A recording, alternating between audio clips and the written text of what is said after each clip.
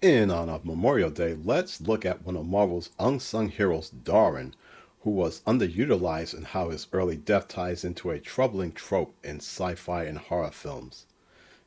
In 2011, X-Men First Class introduced us to a new generation of mutants, each with unique powers and stories. Among them was Armando Munoz, aka Darwin, a mutant with the extraordinary ability to adapt to any threat. On paper, Darwin is one of the most powerful characters in the X-Men universe, yet his role in the film was shockingly brief and squandered as he showed so much potential. Darwin's mutant power is reactive adaptation.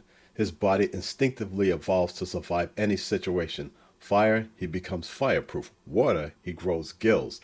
This makes him theoretically unkillable, a walking embodiment of resilience. In the comics, Darwin's abilities allow him to face cosmic threats from Hulk level strength to interdimensional dangers. However, in Matthew Vaughn's X-Men First Class, we see glimpses of this potential. So why does a character with such limitless potential get sidelined?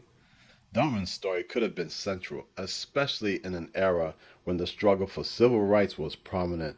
However, that would interfere with Magneto's backstory origin as well as his friendship with Charles Xavier. Yet, his adaptability mirrors the X-Men's broader struggle to survive in a world that rejects them, and he could have been a linchpin in the team's formation, a symbol of hope and endurance. Instead, his screen time was minimal, as well as his arc cut short in a way that feels narratively unjustified. Now, spoiler alert for a 14-year-old film. Darwin dies early in X-Men First Class. During a confrontation with Sebastian Shaw, Darwin tries to protect his team. Shaw forces an energy orb into Darwin's mouth, and despite his adaptive powers, Darwin is incinerated from within. It's a shocking moment, but not in a good way. For a character among us whose power is literally to not die, his death feels like a betrayal of his core concept. The problem isn't just that Darwin dies, it's how and why. His death obviously serves as a plot device to show Shaw's cruelty and pushes the team's narrative forward. However, in all honesty, it was poorly executed.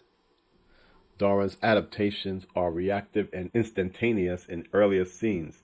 So why doesn't his body adapt to Shaw's attack? The film doesn't explain, but leaves his death feeling like a cheap shock rather than a meaningful sacrifice. And it reduces a character with immense potential to a narrative stepping stone. Darwin's death also taps into a broader issue, the trope of black characters being killed off quickly in sci-fi and horror films.